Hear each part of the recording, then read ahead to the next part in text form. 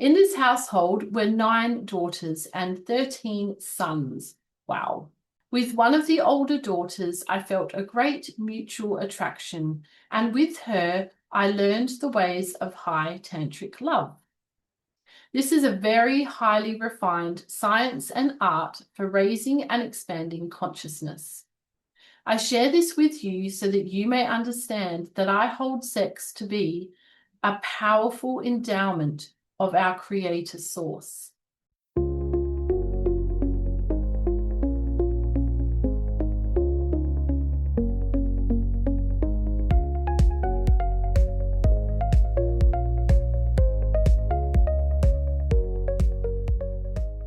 Hi, everybody, and welcome back to Empowered Spirit Healing. My name is Paula, and today I am really excited to join you and continue on with episode 11 of reading Anna, the grandmother of Jesus. It is just getting so exciting.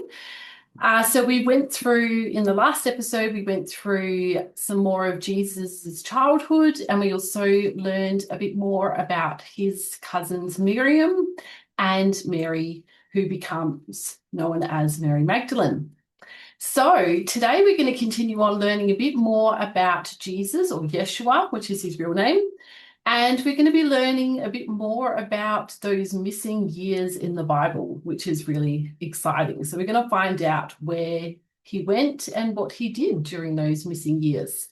So we are up to chapter 26, which is Yeshua in Britain. Now, let me share a portion of all that could be said about my grandson's experiences in the British Isles, which Yeshua and his uncles later reported to me.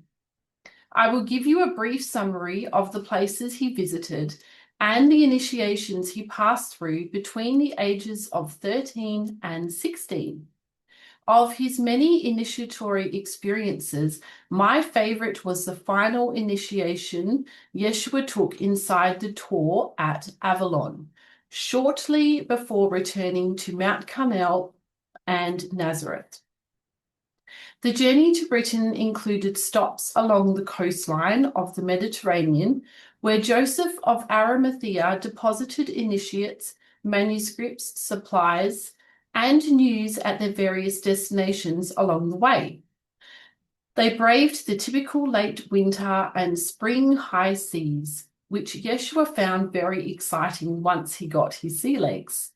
Needless to say, he was glad to finally stand firmly on Britain's verdant land, meet his uncles Andrew, Josephus, and Noah, and begin his adventures from which his etheric journeys had only provided glimpses. Because if you remember back in, I think it was episode 9, when he was doing the initiation on Mount Sinai, he went on a bit of a little etheric journey and he went on etheric journeys with his grandmother Anna, and she had shown him where he was going to go in the future, which was to the British Isles.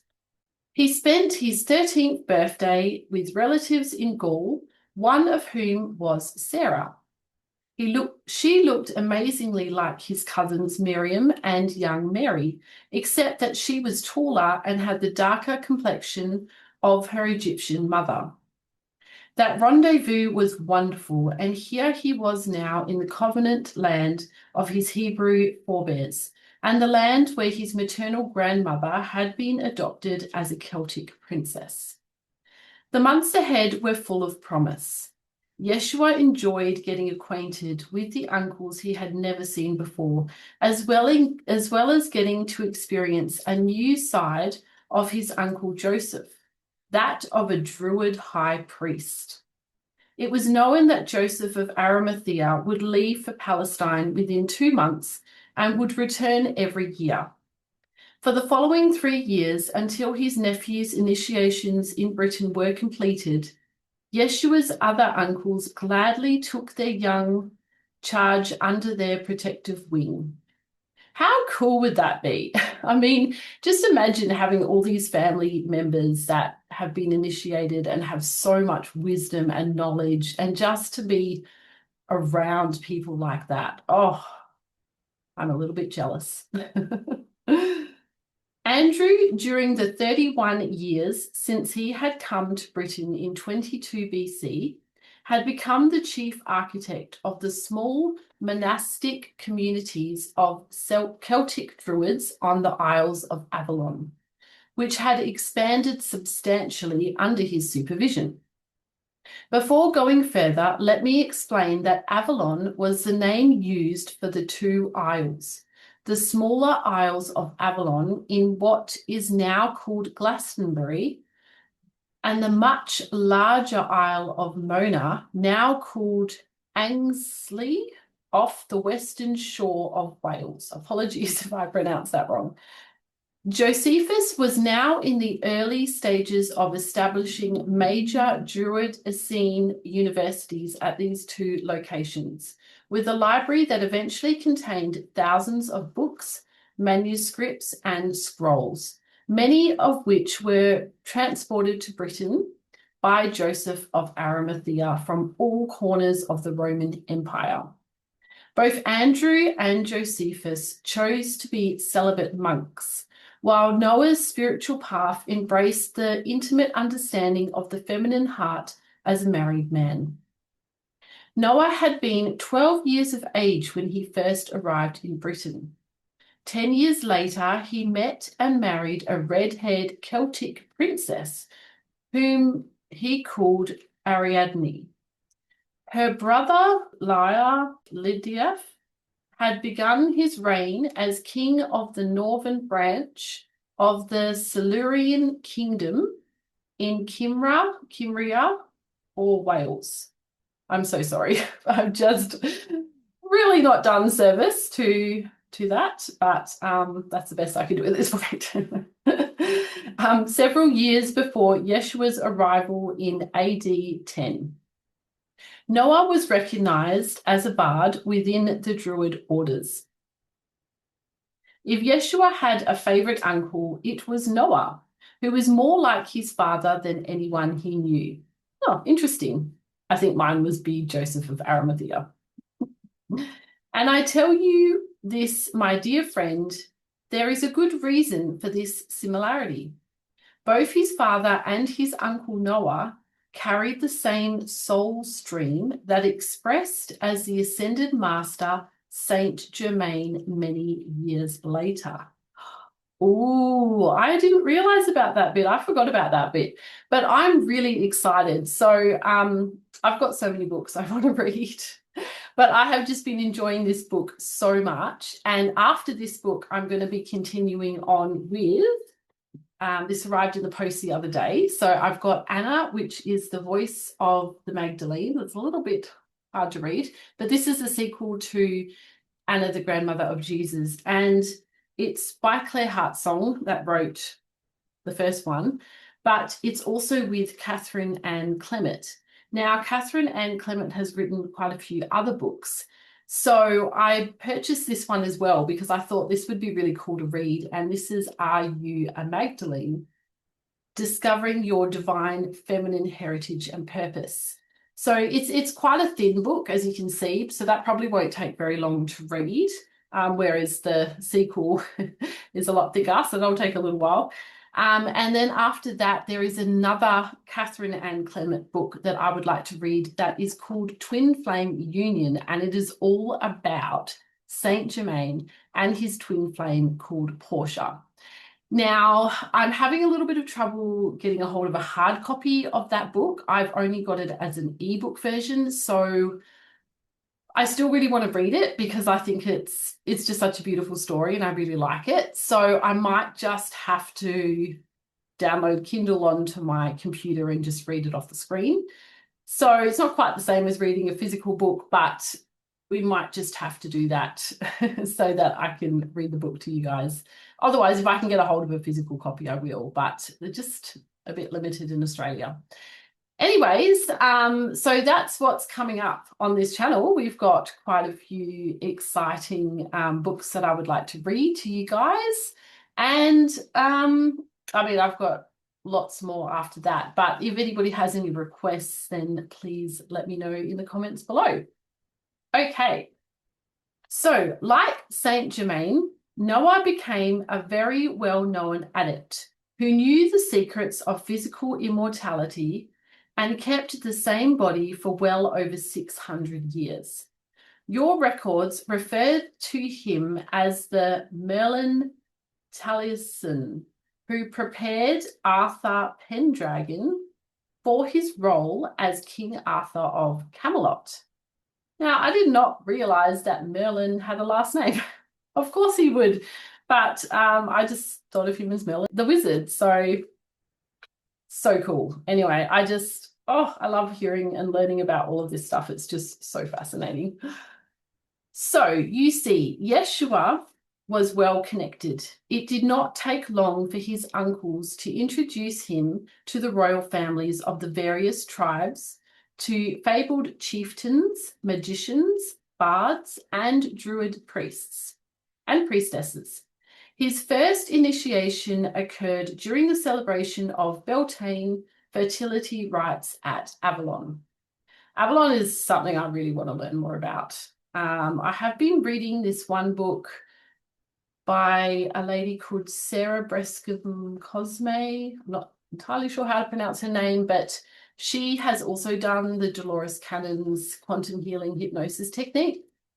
And she's written quite a few books, one about Atlantis, which I would love to read on my channel. And she's also brought out one about Avalon. And I have started listening to that on my Audible, and it's really fascinating. So there's some more books I'm kind of tempted to read on here as well. But what I really am trying to do is find some books that are not available on Audible, because when there's books that don't have an audio version, it's really special when there is somebody that can read it to you. So yeah, if anybody has any books that are similar to these kind of ones, that kind of read like a story and that they think is really worthwhile sharing, but it's not available on Audible or any of the other audiobook apps, then please let me know. I know you may be very curious about what Yeshua may have experienced as the Beltane fires burned on the tour. However, if I were to tell you about this and all the other empowering stories my grandson shared with me about Britain, they alone would fill a book.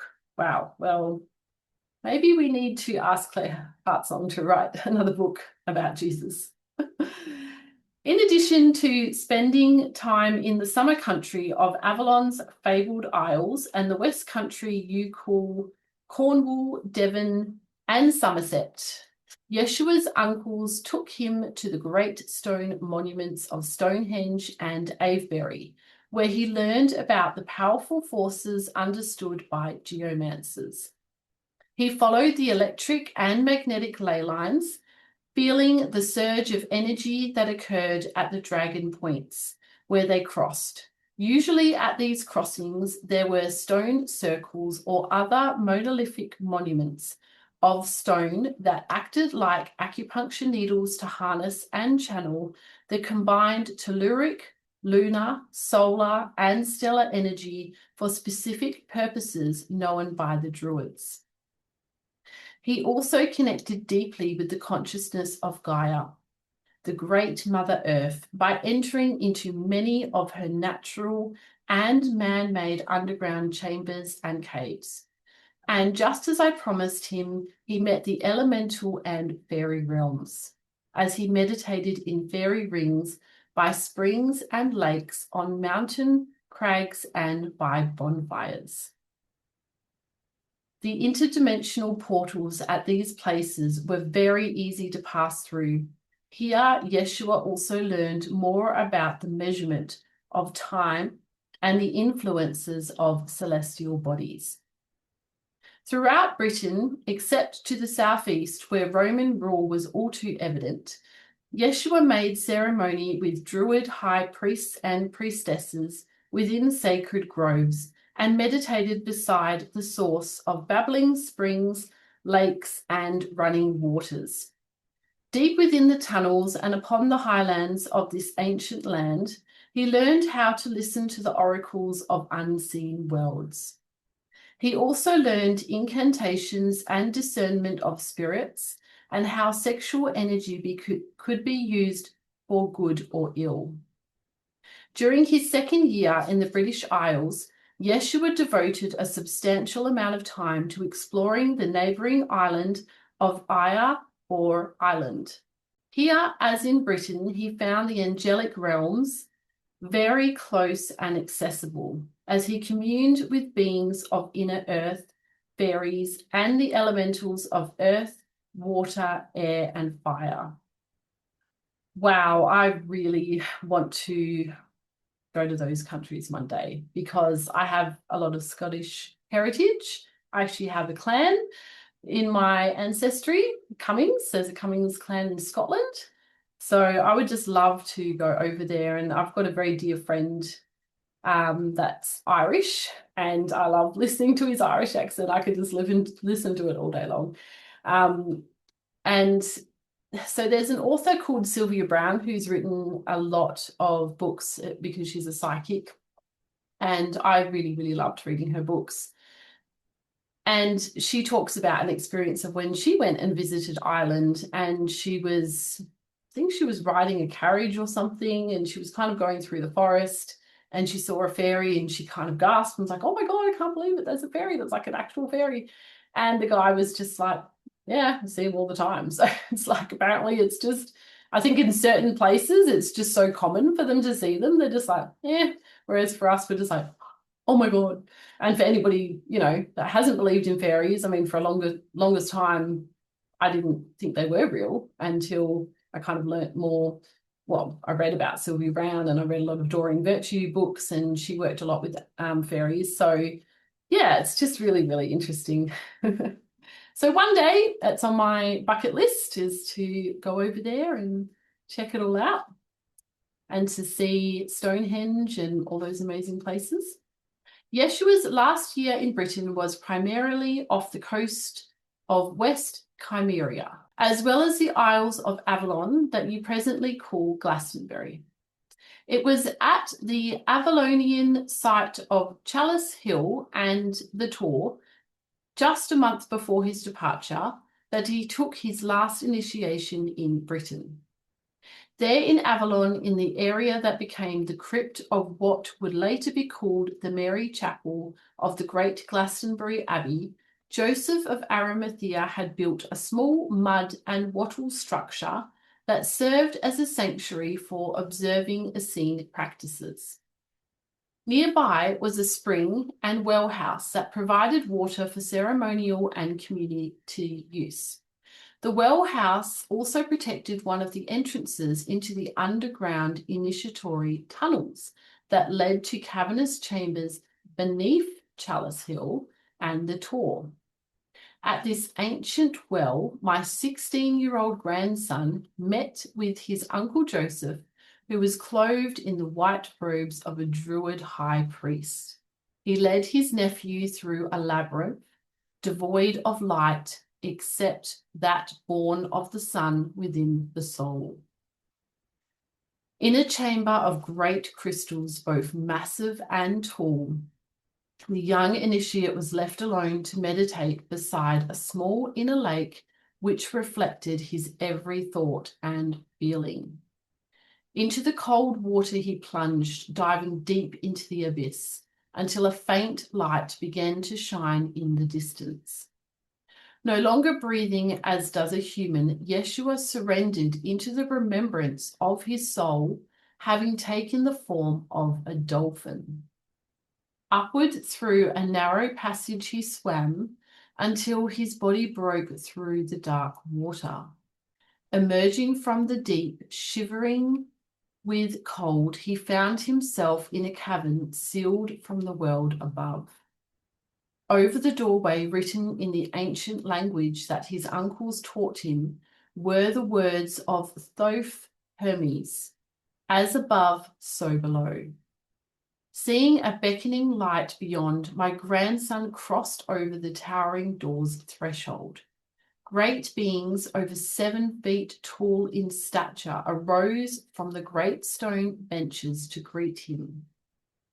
Accompanied by these beings of light, Yeshua climbed a steep, narrow spiral stairway and crossed over a stone bridge into a grand cavern hewn out of stone and built of finely crafted masonry. There in the midst of the well-lit room was a large round crystal table surrounded by 12 stone chairs.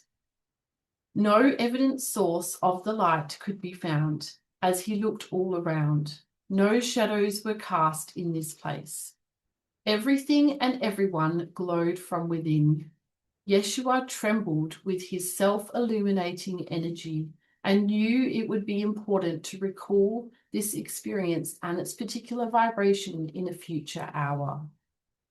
Then one of the great beings took him by the hand. This one was ancient, several thousands of earth years old, yet his translucent face shone with a sparkle of wit and sublime wisdom. Torak announced that he was one of the high priests who had survived the sinking of Atlantis. He had gone with the ships of light into the underground city of Thoth beneath the Great Pyramid.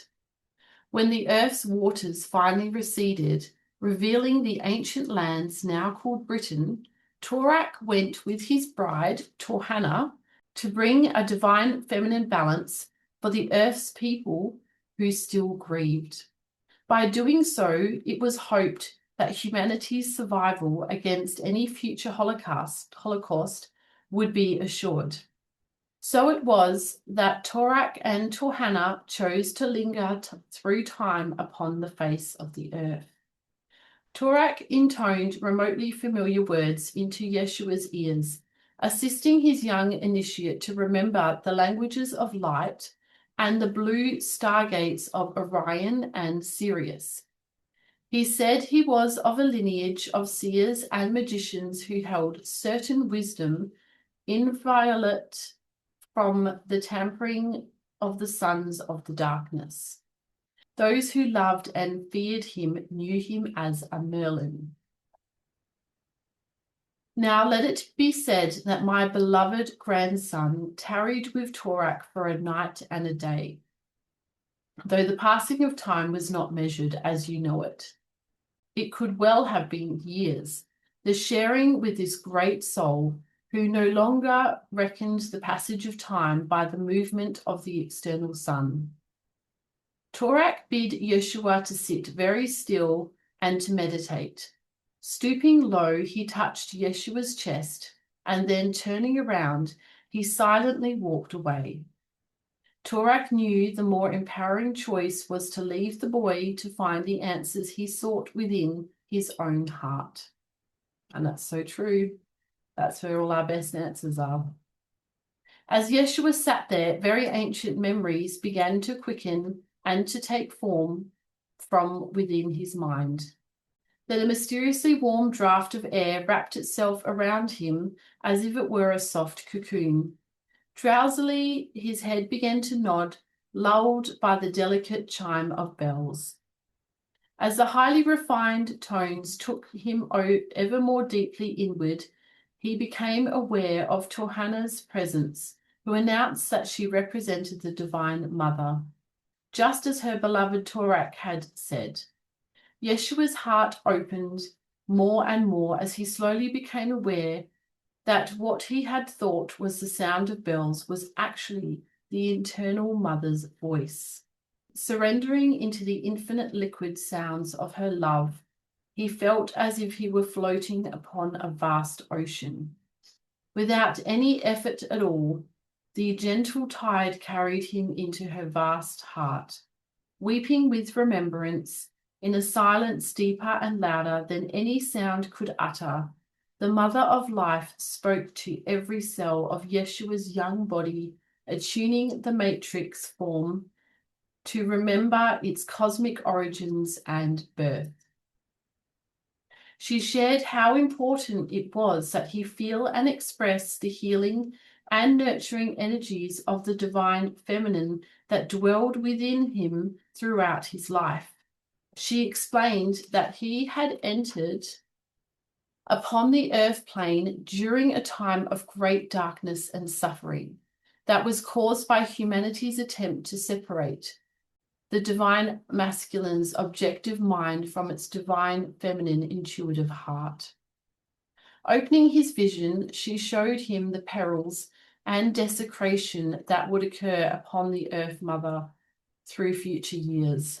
Well, that would be hard to watch. This, she said, was the result of the increasing masculine imbalance. She reminded him that he and a group of cosmic companions had come to assist humanity to stop this downward imploding cycle of separation and devolution. Through humanity's free will choice, life could consciously join with the living Earth Mother, who was already beginning to align her consciousness to her ascending return into the realms of light and union. How long he sat there receiving insight upon insight, while in a dreamlike repose, he knew not, until the pressure of his uncle Joseph's hand on his arm woke him up. Enthusiastically, Yeshua began to report to his experiences and to pelt his uncle with all the many questions he so desired to have answered. But before he could finish a sentence, Joseph mutely gestured the signal that communicated silence was to be honored. Then, by a much shorter and easier route, as so often occurs when an initiation is completed, my grandson left the Taur's inner chamber by ascending another spiraling stone stairway that led to a hidden exit situated at the top of the great earthen mound. Near an ancient circle of standing stones, Yeshua emerged into the cool night air and the reflections of silver light cast by a full moon upon the dewy grasses and waters of Avalon. Today, this exit is buried below what remains of St. Michael's Tower. Yeshua had hoped that he could share his experiences with his uncles upon his return to the communal building, where he was pleased to find a feast laid out for him. However, the elders reminded him that it was better to hold his experiences inside his heart for a time, allowing them to magnetize increased insight. Rather than dissipating the power of his initiation by talking about it, the wisdom gathered from his experiences could then deepen through his coming days. Thus, his confidence grew in his ability to find answers and empowered guidance within the ample treasury of his own almighty I Am. And in this way, he continued to understand how his small self could be tempered and aligned with a greater purpose than bringing glory to itself. But more important still, my grandson began to fully understand the nature and work of the Divine Mother, whose empowering and loving presence heals the suffering of the world. He learned how to be still and allow her presence to comfort him in those moments of feeling lonely or confused. Likewise, let us linger and absorb the energies of divine love's nurturing embrace. Attune your ears and you may hear the delicate chiming of Tohana's silver bells calling you home to the Divine Mother's heart. Breathe and also receive the essence of an elder brother whose exemplary light shows the way. Wow, what a beautiful experience.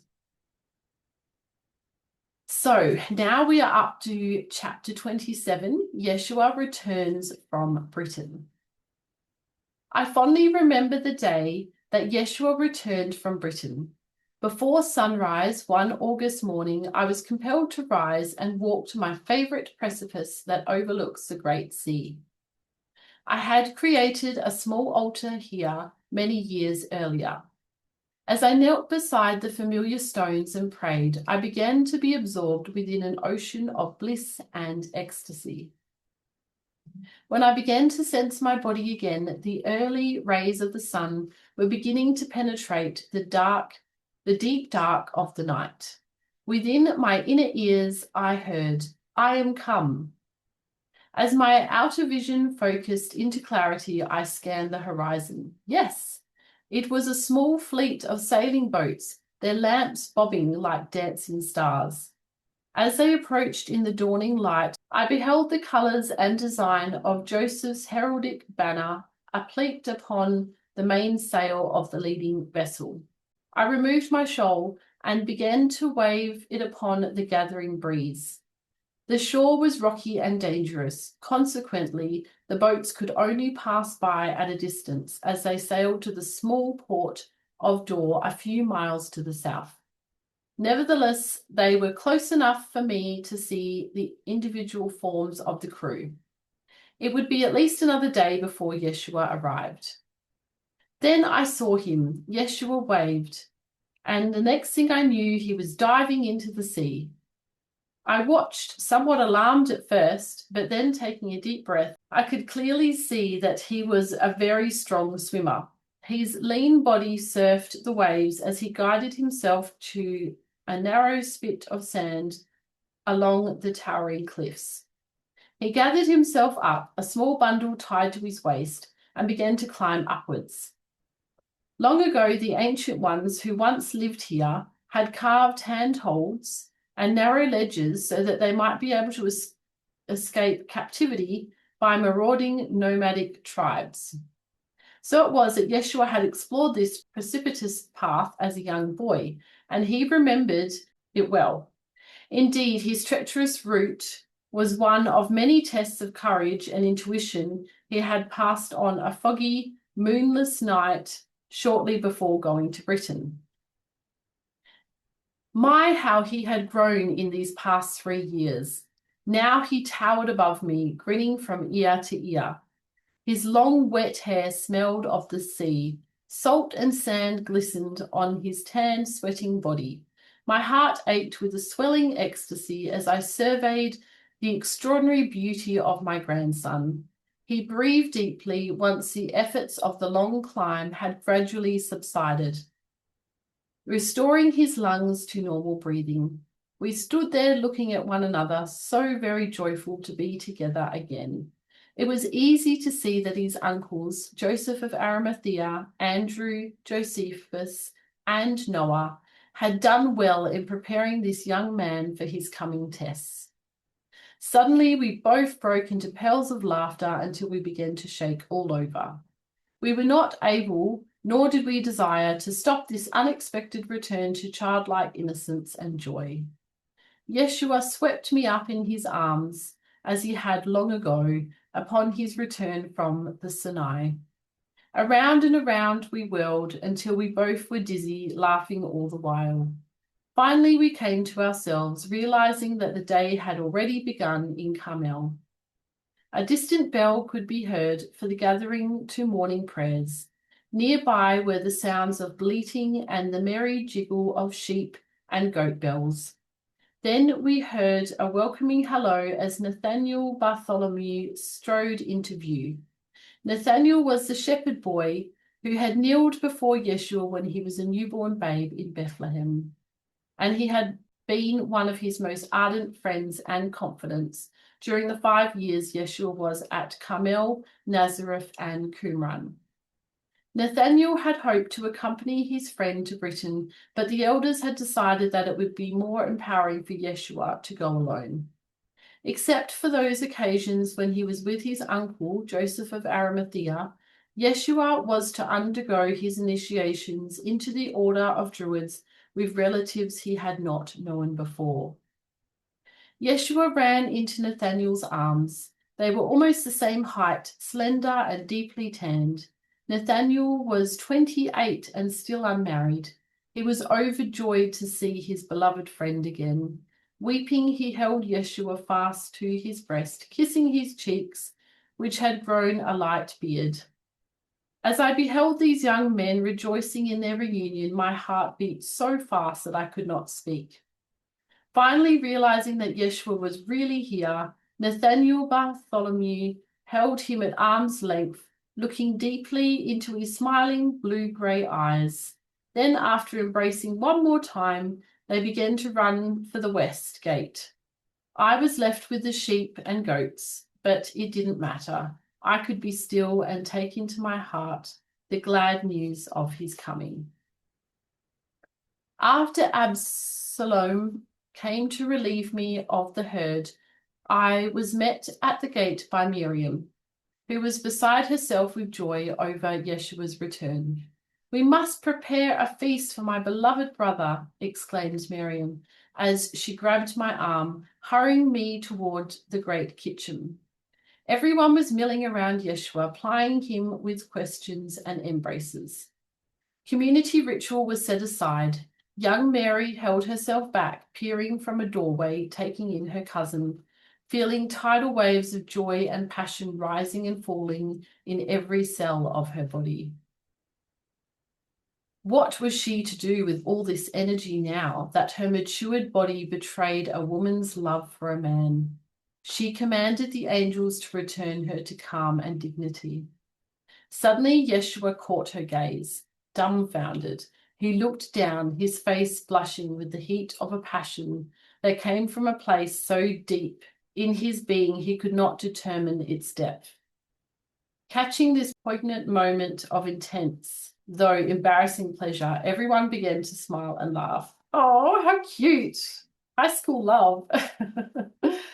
Yeshua took a deep breath, gathered up the children at a time to ride on his shoulders, and began to run around the inner court.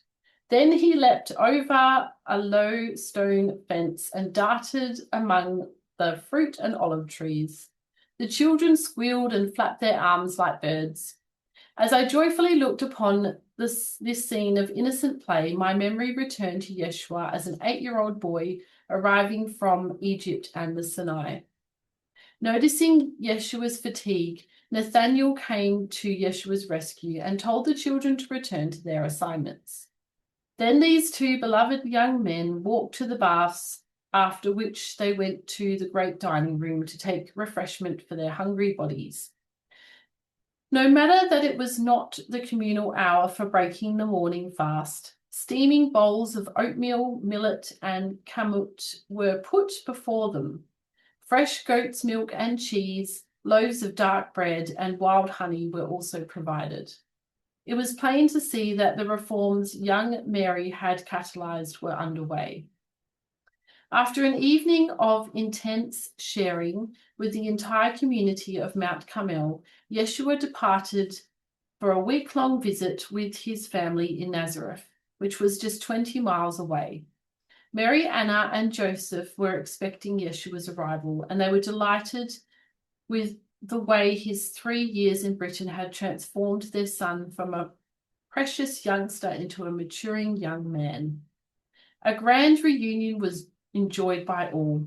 Yeshua was overjoyed to share his experiences with his parents, brothers, and sisters, James, Jude, Joseph the younger, Ruth, Thomas, and Simon. In this way, Yeshua was able to integrate his initiations by sharing only those experiences that he knew would benefit those who listened. Miriam and young Mary were in the process of preparing to leave Mount Carmel in late October, with a number of adults and other young people to begin more advanced initiations in Egypt. They knew that they would not be seeing Yeshua again before his departure to India. Consequently, the intensity of their desire to renew their acquaintance with their favorite cousin was readily apparent when Yeshua returned to Carmel from the week with his family in Nazareth. They spent every moment they could with him. Miriam and young Mary had bonded so closely that the shadow of jealousy was barely discernible, except for an occasional biting word or fearful glance. They made a pact with one another to find their way through the intense feelings they both felt towards Yeshua and their mutual destiny with him. When it came time for them to leave for Egypt, Joseph of Arimathea escorted young Mary, Miriam, and the others to Alexandria on one of his freighting boats. Docking for a month before continuing his trade route, Joseph showed them the wonders of this rather sophisticated city and introduced them to a number of their distant relatives who later took them on to Heliopolis. Isaac and Tabitha had brought their light-conceived daughter Sarah to Egypt several weeks earlier and were waiting to greet them when they arrived at their Aunt Miriam's home. Miriam and young Mary had heard stories about their dark-skinned cousin that aroused their curiosity, and they were very eager to meet her. So it was that the rest of us had the immense pleasure of Yeshua's presence at Carmel and Nazareth prior to the departure for India. He would leave the following April, shortly after his 17th birthday. How good it had felt to Yeshua to be with his beloved parents and younger siblings again. The 3 years' absence had seen much change in the children who had been Yeshua's playmates. Now that he had matured through his initiations and had much more refined sensitivity of subtle energy, Yeshua looked to both his parents with deeper insight and acknowledgement of their journey that had prepared them so well through the years. Although they appeared to be quite ordinary and went about their work unnoticed, it did not take long for Yeshua to discover that both his father and mother had more spiritual powers than he had realized before he left for Britain. Often he would take his mother or father aside. In privacy, he would ask for their counsel concerning how to go about cultivating his spiritual gifts.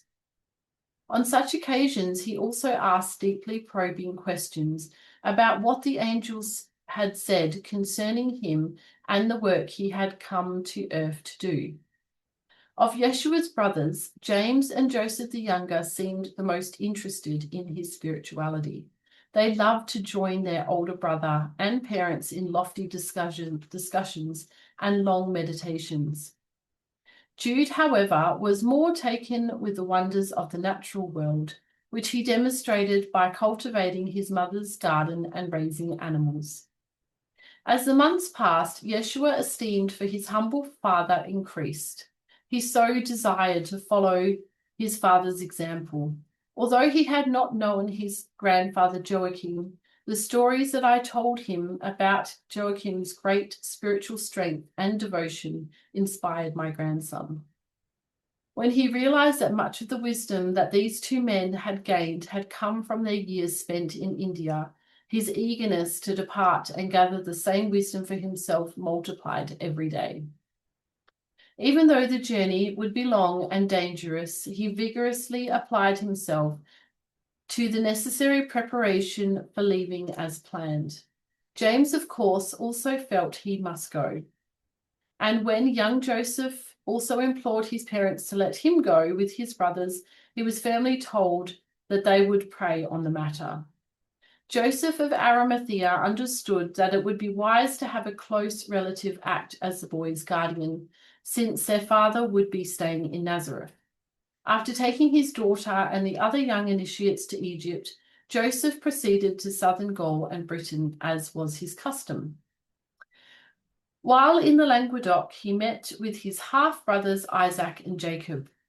When he informed them of the news that Yeshua would be taking pilgrimage to India, Jacob immediately knew that his dream of advancing his initiations in India could now be realized.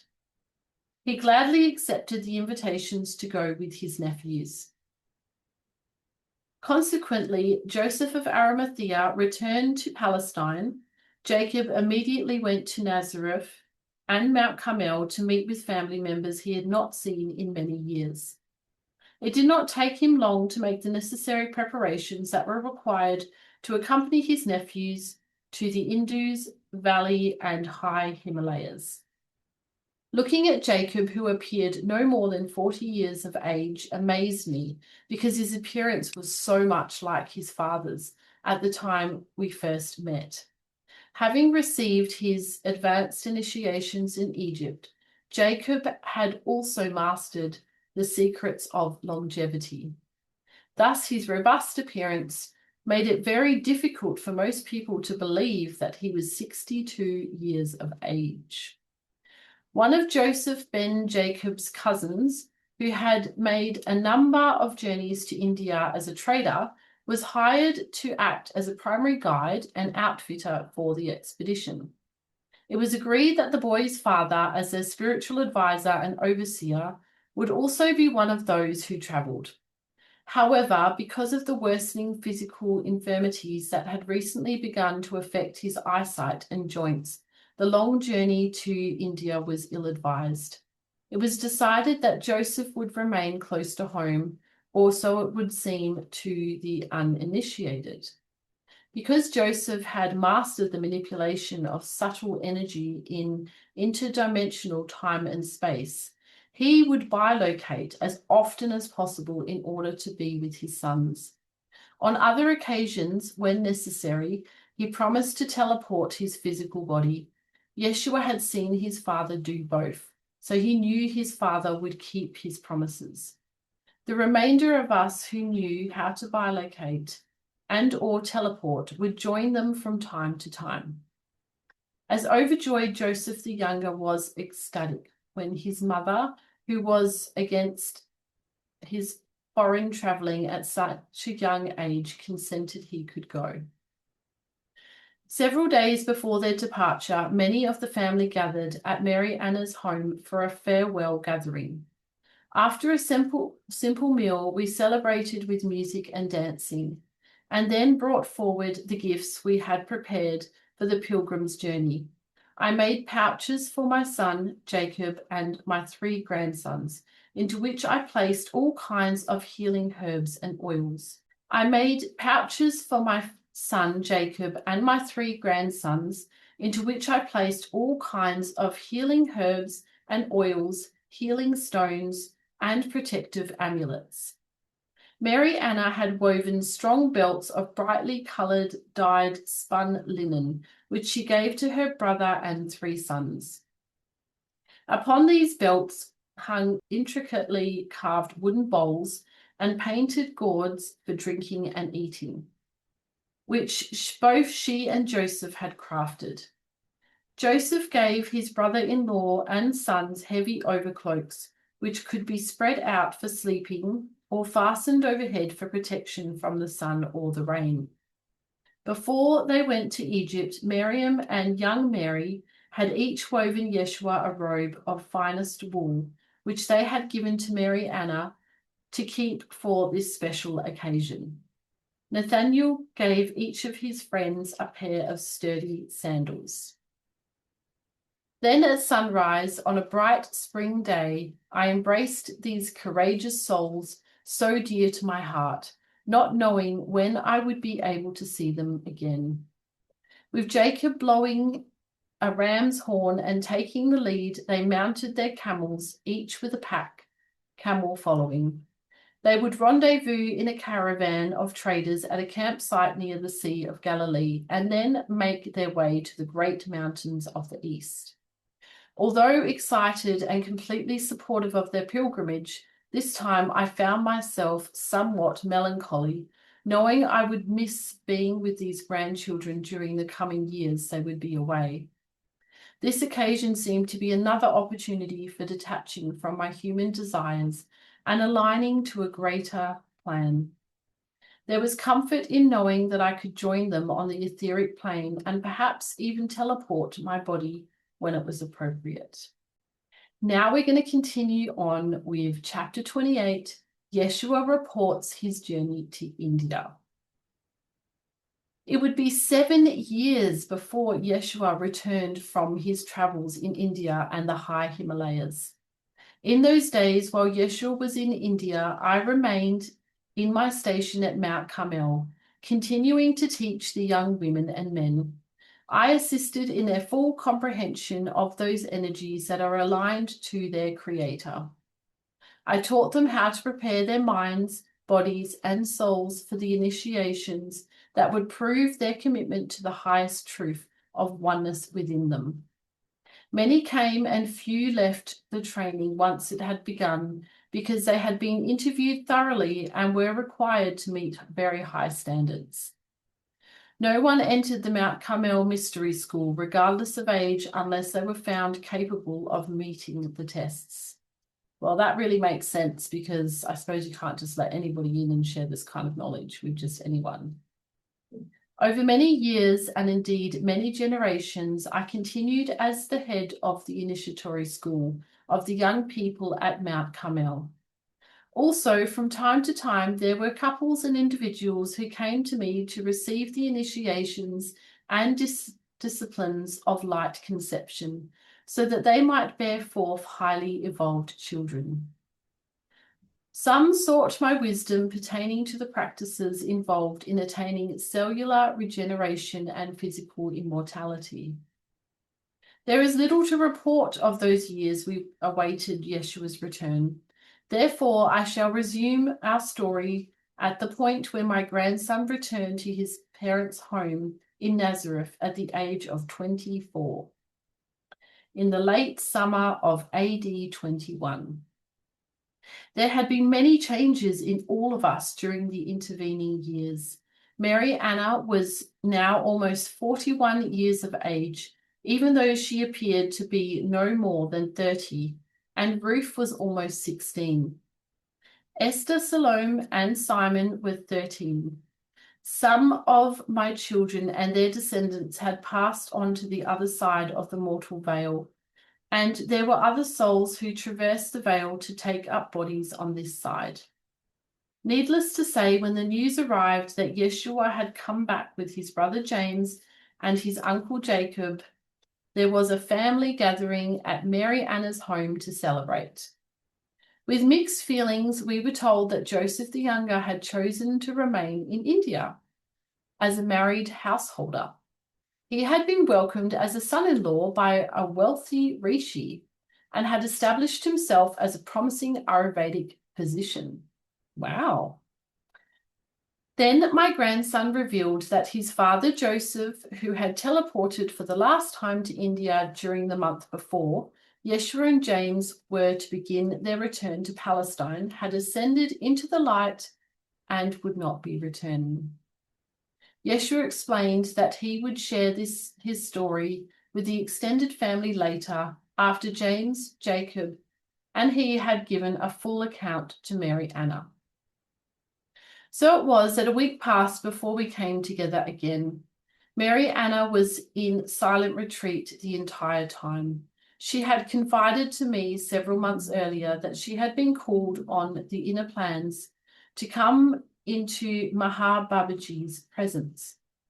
She did not share with me all that she had heard or seen, but she did reveal that Joseph was taken up into the light and he would not be returning to her in the physical. She was resolved to hold him in her heart and to carry on as best she could without him. It had not been easy. Although material comforts were abundant, loneliness often disturbed Mary Anna's peace. Yet she brought herself out of the potential valleys of depression with renewed vigour and constant availability to ease the pain of others whose losses were greater than her own. Thus, Mary Anna was challenged to achieve a greater balance between her highly developed feminine nature and to express her latent masculine abilities. Her providential skills increased, as did her extraordinary wisdom and compassion. Her counsel and presence were sought by many, and seldom did she have time to consider her widowed condition, except when the night hours grew long and her bed knew no comforting warmth. Yeshua and James were now returned to her. Fully matured, these young men made their presence felt in Mary Anna's small but comfortable home. It was clear that they had come into a stature of which she was proud and grateful. Yet there was an ache in her heart that arose whenever she beheld her son James, whose countenance was so much like his father's. Tears spilled from her eyes when she looked upon him during those first days after his return. After Mary Anna had had time to embrace all that Yeshua, James, and Jacob told her about their experiences in India, and particularly that which concerned her husband, she prepared a feast and invited family and friends to gather around. So it was that Yeshua began to share with us the highlights of his 7-year pilgrimage to India. Yeshua called us forth in the evening hour just after sunset. We prayed and gave benediction upon our day's affairs and our bounteous supper meal. Bodily hunger satisfied, we then took our places in the outer court of Mary Anna's home. In this sweet and sublime garden we found repose and solace. The sweet fragrance of citrus blooms, jasmine, and roses wafted up the warm, tranquil late summer breeze. All were hushed and deeply inward, even the very small children, who gathered around Yeshua's knee, and the toddler who sat on his lap were unusually still. A deep peace prevailed, unsullied by any thought of sorrow or anxiety for the morrow. We waited in silence until Yeshua sighed and began to give utterance. These are the words I recall him speaking to us. My beloved family and friends, into whose presence I am returned after a long journey. I am now of a man's stature, and the law of one does rest within me, though not all is yet fulfilled in me. Of this I am now certain. I await the full awakening when God comes and dwells permanently within my consciousness. This I also know, it is not I who doeth the works, but my Father, Mother, who moves and breathes me. You now look upon me as the one who is returned to you. You remember me as the son, nephew, brother, and cousin. But I say to you, this is both a truth and an untruth. I am Yeshua ben Joseph, and I am he who transcends my family name to receive the name unspeakable.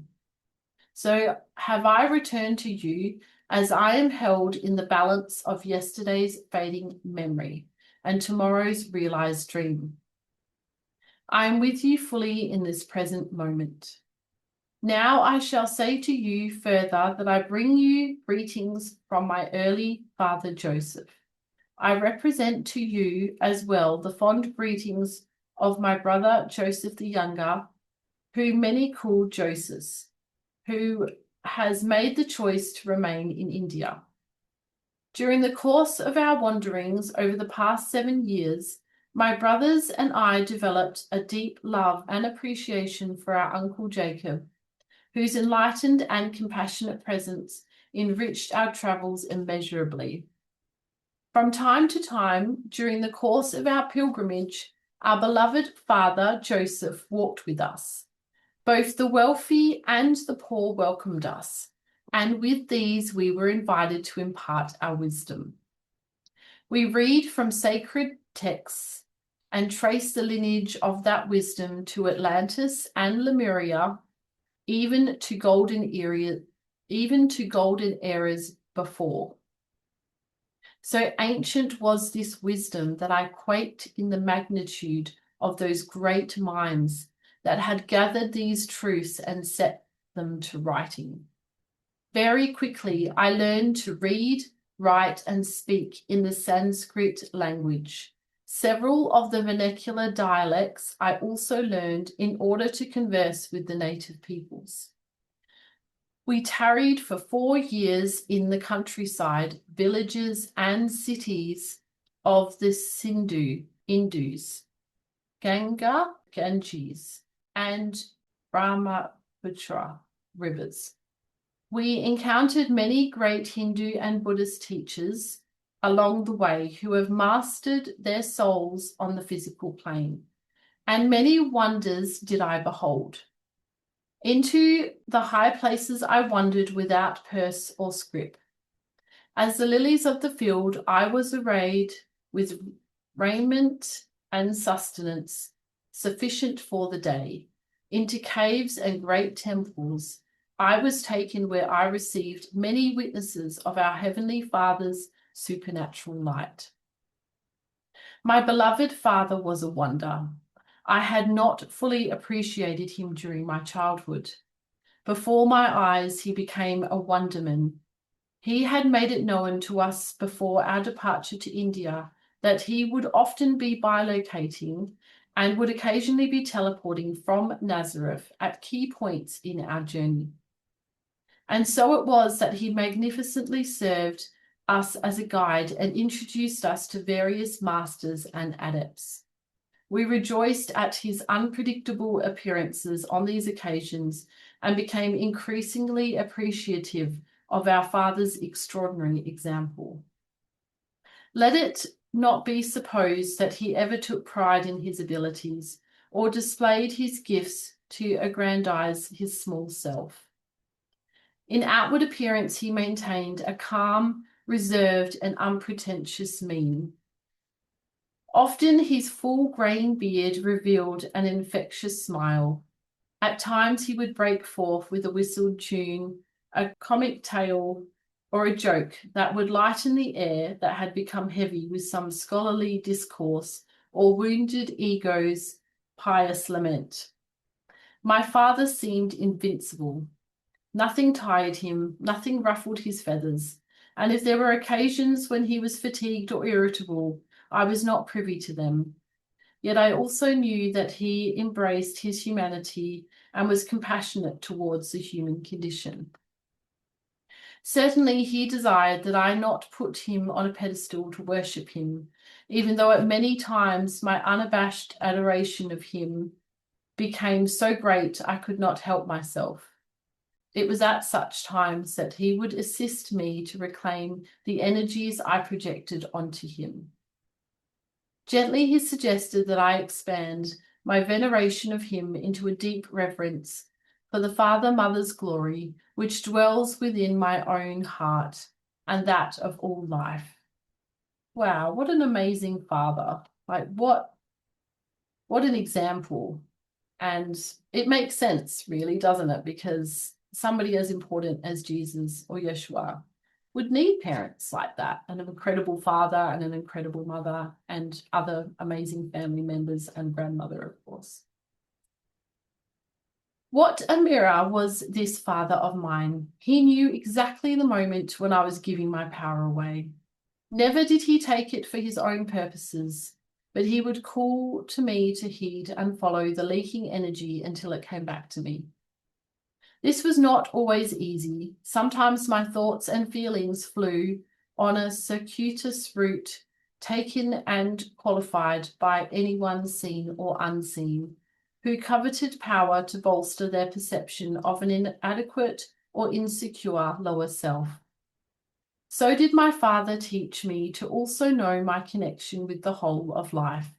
He taught me reverence for the life force and showed me how my energy substance could sustain and empower life, or conversely be drained away by my inattention, ignorance, or naivety, to feed the phantom addictions of those untransmuted aspects of myself that still identified with fear, conflict, and lack. We ventured into the cities of Kanyakubja, Benares, Varanasi, and Pataliputra, Patna. We bathed in the river Ganges, and chanted the names of God, the Creator, Brahma, the Sustainer, Vishnu, and he, she, who returns all that is to its formless origin, Shiva. We also celebrated the Great Mother's many names and attributes in the temples and outdoor shrines. My father taught me the nature of the fakirs, sadhus, and tantrics, which further expanded my understanding of the mind-body relationship. Through his example of wise compassion, I came to appreciate every path leading to God, no matter how ascetic, transcendent, or immersed in the physical senses. In Benares, my father introduced me to a tantric master of the sound current and high alchemy practices, who was also a very fine musician. This wise man, a grandson of one of my father's gurus, had become a trusted friend during those years when my father had been in India many years earlier. This teacher took me on as a student and taught me how to hear and follow the infinite inner sound, how to play intricate rhythms upon the tablas, and how to strum the many-stringed sitar. I learned how the ragas played at different times of day, altered my states of consciousness, and affected my breath, internal organs, absorptions of energy, and moods. I was apprenticed for a year with this master and worked as a craftsman in his household. He was married to 3 women, all of whom were very beautiful and gracious. That year was a time of cultivating my appreciation for aesthetic refinement, applying the subtle nature of life force energy, and expressing the nurturing feminine quality of my own soul. While living with this cultured and highly spiritual family, I made the discovery that I need not own anything. Simply by appreciative attention, my requirements and preferences were supplied. Well, that's a great way to manifest what you need.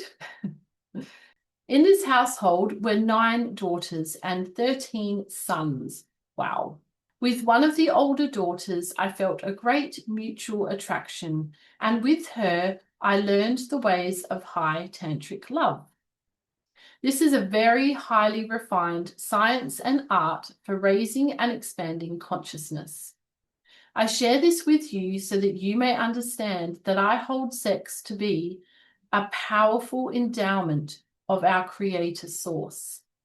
Through discipline and conscious devotion, sex can be a direct path to the true self as an expression of divine love. Sex, however, if expressed through the untransmuted energies of the lower chakras, governed by the animal centers of the unawakened brain and toxic bodily organs, can bring sore affliction that dominates and devours the souls of woman and man. Well, I think that kind of explains what we're experiencing in the modern world, where sex is just used for advertisements and it's just thrown in our faces everywhere.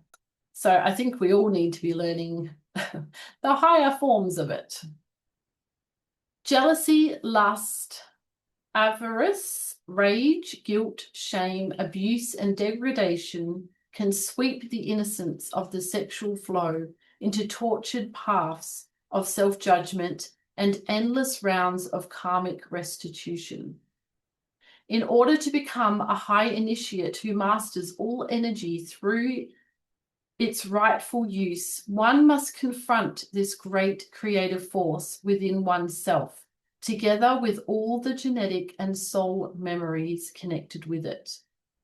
During that wondrous year in Benares, I came to know myself like my parents and grandparents did before me, as a master of these most beautiful and powerful, refining, initiatory energies. We also learned and practiced body postures, pranayama, conscious breathing, and the cleansing of mind and body. We use mantras, words of power, and mudras, hand gestures that activate the body's energy circuits, and experienced how to reach different levels of samadhi, awareness of the absolute, through many forms of meditation. I learned that even my body is consciousness, which paradoxically holds the entire universe within it. But by using it as an intricate map, I could locate, communicate with, direct, restore, enliven, remove, and rebuild every inward and outward reflection of my consciousness. I also came to know that I was sovereign unto myself so long as I was aligned and attuned to my omnipotent creator source, my mighty I am. I realized that I was free and not dependent upon another. Yet how lovely and empowering are relationships nurtured by the heart, when we know that we are all flowers within the garden of the beloved, who gives life equally to all its creation. I was grateful that our Father took us into such a school where life's important matters were practiced liberally, with wise conscience and compassionate discipline. I will invite James to share his experience later. Although we differ in our philosophies towards the physical plane, and I feel my brother's judgment of me from time to time, I am glad for my experience and our Father's support of us both. So our father, Joseph, assisted us to follow the path he had trodden long ago when he was preparing himself to be our father. However, it was not only for the sake of being our father that he had gone to India in his youth. Clearly, it was to attain mastery so that he could be of the greatest service to humanity. When my time was complete with my master teacher, Guru, and my tantric lover, our father then led us to a village in the lower Himalayas. My brother James, Joseph the Younger, and Uncle Jacob accompanied us for a year, and then they returned to Benares. Joseph had spent most of his days with our Uncle Jacob in the home of one of our host physicians, who recognized my brother's inherent healing gifts. So it was that James, Joseph, and my Uncle Jacob later returned to the great temple complex. James continued his studies in the library. Joseph began his formal Ayurvedic medical training.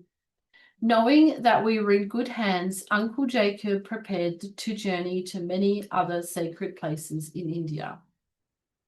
Reviewing our experiences, I now realize that our father knew more than he was willing to share with us at that time. At any rate, well before he was taking his departure from the earth plane, he carefully prepared us for our first meeting with the one called Babaji. That encounter was first among many, would forever transform our lives. Oh my God, wouldn't it? As you will come to see. After we have had refreshments, which my beautiful mother has prepared, I shall continue my story. Oh my God. I'm going to have to leave it there because getting to an hour and I have other things I need to do, but the next chapter is an exciting one. Chapter 29, when Yeshua meets Babaji. That is going to be a really exciting episode. Wow, isn't that just so beautiful? I mean, oh my God, like how incredible these experiences that he has had. Going to Britain, going to Egypt before that, going to India, just having these incredible experiences. Of course, it would have been challenging. I'm not saying it would have been easy at all because doing these different initiations would be very challenging, but so rewarding. And wow, it's just incredible. And yeah, I just really want to learn more all about this because I just kind of feel really sad that, the way society is today, there's so much pressure on us to make enough money to survive. And so many of us are literally just surviving every day that we don't get time to spend on things like this.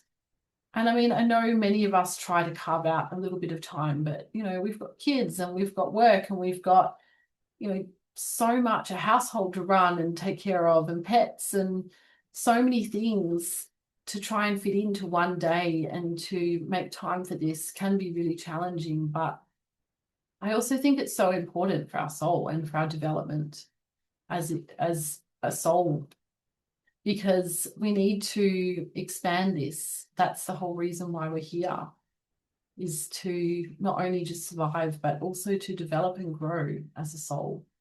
And learning all of this is just so fascinating. So I really appreciate everybody who is joining me on this beautiful journey of reading this book. I absolutely love it. And I look forward to sharing more with you. I will see you next time. Enjoy the rest of your day. Bye.